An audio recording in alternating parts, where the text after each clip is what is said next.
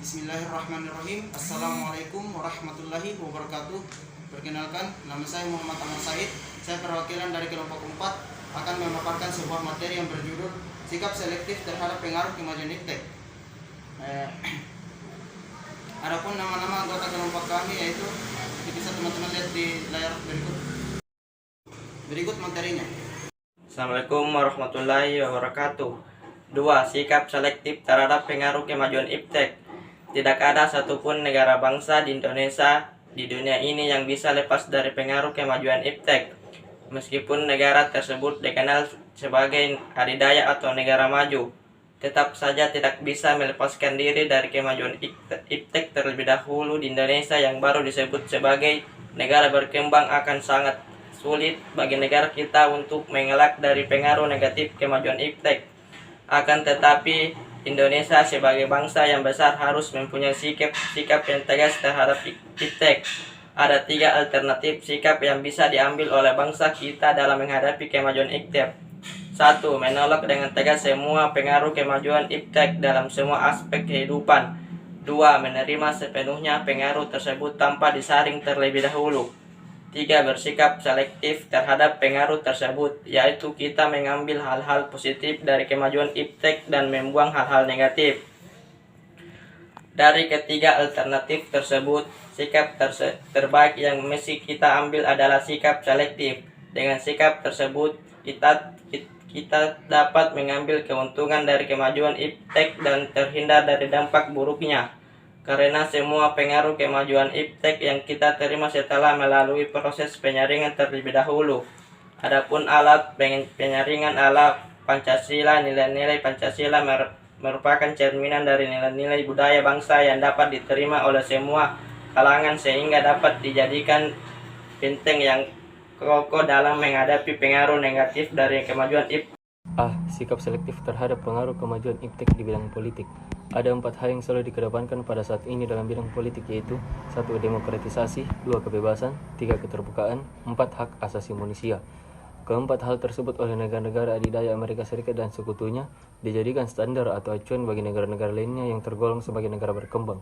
Acuan tersebut dibuat berdasarkan kepentingan negara adidaya tersebut, tidak berdasarkan kondisi negara yang bersangkutan. Apabila suatu negara tidak mengedepankan 4 hal tersebut, akan dianggap sebagai musuh bersama. Selain itu, sering dianggap teroris dunia, serta akan diberikan sanksi berupa embargo dalam segala hal, sehingga menyebabkan timbulnya kesengsaraan seperti kelaparan, konflik, dan sebagainya. Contoh, Indonesia pernah diembargo oleh Amerika Serikat, yaitu tidak memberikan suku cadang pesawat F-16 dan bantuan militer lainnya, karena pada waktu itu Indonesia dituduh tidak demokratis dan melanggar hak asasi manusia. Segala sesuatu peristiwa selalu dikaitkan dengan demokratisasi. Akan tetapi, demokratisasi yang diusung oleh demokrasi yang dikehendaki oleh negara-negara adidaya yang digunakan untuk menekan bahkan menyerang negara-negara berkembang yang bukan sekutunya. Permasalahan di atas dapat ditaati oleh Indonesia apabila menganut paham demokrasi Pancasila. Sedangkan untuk mencapai hal tersebut, bangsa Indonesia harus segera mewujudkan hal-hal sebagai berikut. Yang pertama, mengembangkan demokrasi dalam segala bidang. Yang kedua, mengaktifkan masyarakat sipil di arena politik. Yang ketiga, mengandalkan reformasi lembaga-lembaga politik agar menjalankan fungsi dan perannya secara baik dan benar. Yang keempat, memperkuat kepercayaan rakyat dengan cara menegakkan pemerintahan yang bersih dan berwibawa. Yang kelima, menegakkan supremasi hukum. Yang keenam, memperkuat posisi Indonesia dalam kancah politik internasional. B.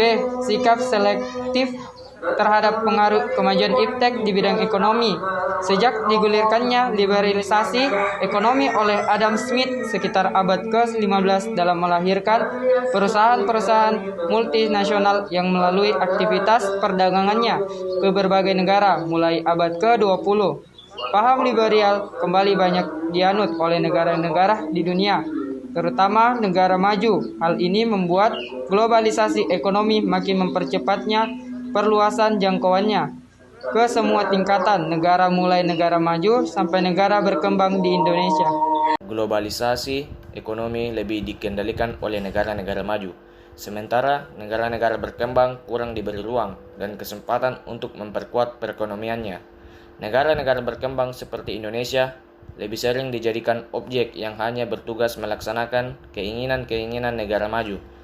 Keberadaan lembaga-lembaga ekonomi seperti IMF, International Monetary Fund, Bank Dunia, World Bank, dan WTO, World Trade Organization, belum sepenuhnya memihak kepentingan negara-negara berkembang. Dengan kata lain, negara-negara berkembang hanya dapat sedikit manfaat.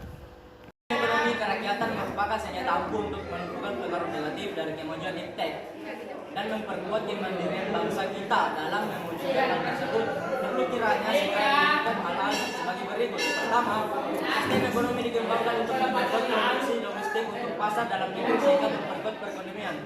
Dua, pertanian dijadikan prioritas utama karena mayoritas penduduk Indonesia bermata pencarian sebagai petani. Tiga, industri haruslah menggunakan bahan baku dari dalam negeri sehingga tidak tergantung impor dari luar negeri. Itulah tadi hasil kerja dari kelompok kami. Lebih dan kurangnya mohon dimaafkan. Wassalamualaikum warahmatullahi wabarakatuh.